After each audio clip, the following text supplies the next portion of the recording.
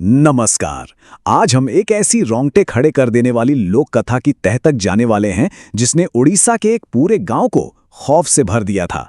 हम बात कर रहे हैं मंगला जोड़ी के उस कुख्यात पेड़ की। बिना किसी देरी के चलिए सीधे इस रहस्य में उतरते हैं और देखते हैं कि आखिर इस कहानी में ऐसा क्या है जिसने सालों से लोगों की रातों की नींद उड़ा रखी है। अब जरा सोचिए, हम हमेशा मानते हैं कि पेड़ हमें छांव देते हैं, सुकून देते हैं, है ना?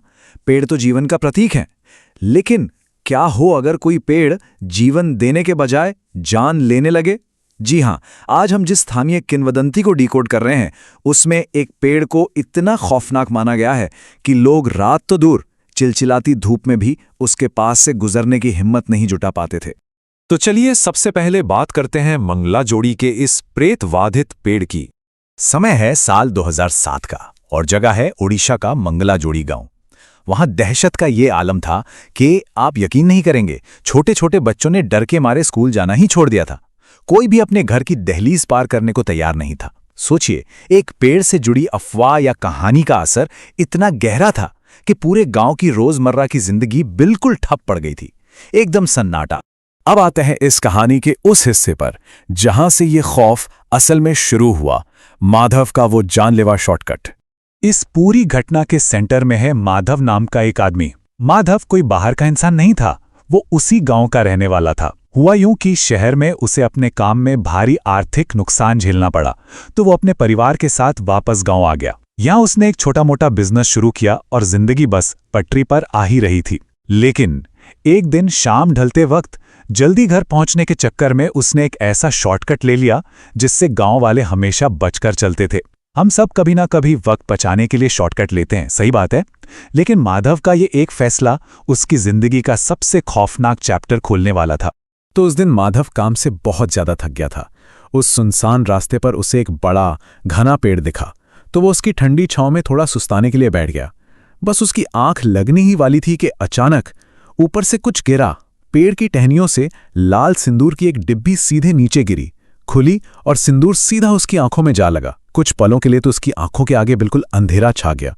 जैसे तैसे माधव ने अपनी पानी की बोतल से चेहरा धोया और जब उसने ऊपर देखा तो उसके पैरों तले जमीन खिसक गई।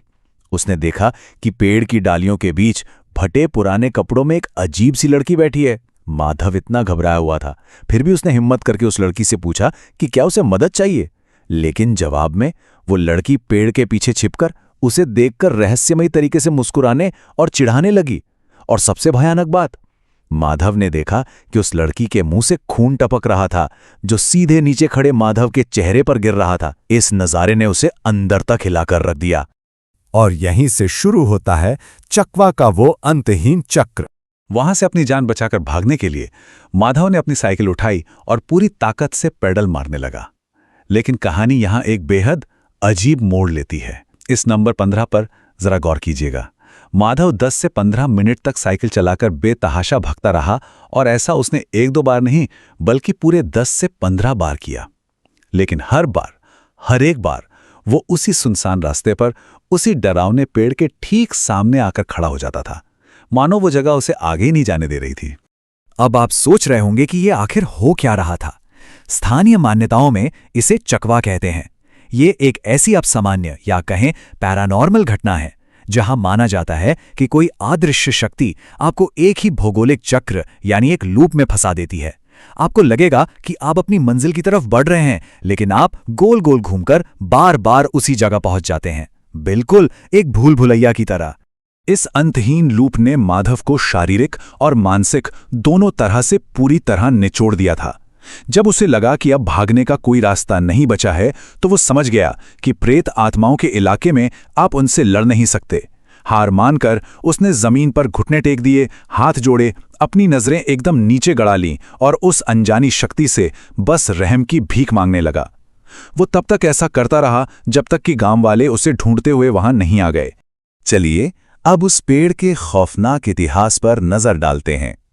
आखिर उस पेड़ में ऐसा क्या था जो माधव के साथ ये सब हुआ? जब गांव वालों ने माधव को वहां से निकाला तो उन्होंने उस पेड़ का वो स्याह इतिहास बताया जो पीढ़ियों से वहां के लोग जानते थे। बुजुर्गों का कहना था कि वो आत्मा एक ऐसी लड़की की थी जिसकी पूरी जिंदगी सिर्फ और सिर्फ दुखों से भरी हुई थी। उस अपार दुख और पीड़ा से हारकर उसने उसी पेड़ पर अपनी जान दे दी थी और कहते हैं कि मरते वक्त उसने अपना खून उस पेड़ की टहनियों पर मल दिया था। गांव वालों का पुख्ता विश्वास है कि उसकी आत्मा उसी पेड़ में बस गई है और अब वो अपनी जिंदगी भर का दर्द और गुस्सा उन अजनबियों पर निकालती है जो उसके इस इलाके में कदम रखते हैं।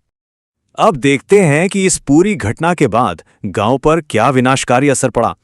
देखिए, बात सिर्फ माधव तक नहीं रुकी। माधव की घटना तो बस वो चिंगारी थी जिसने पूरे मंगलाजुड़ी गांव में दहशत की आग लगा दी।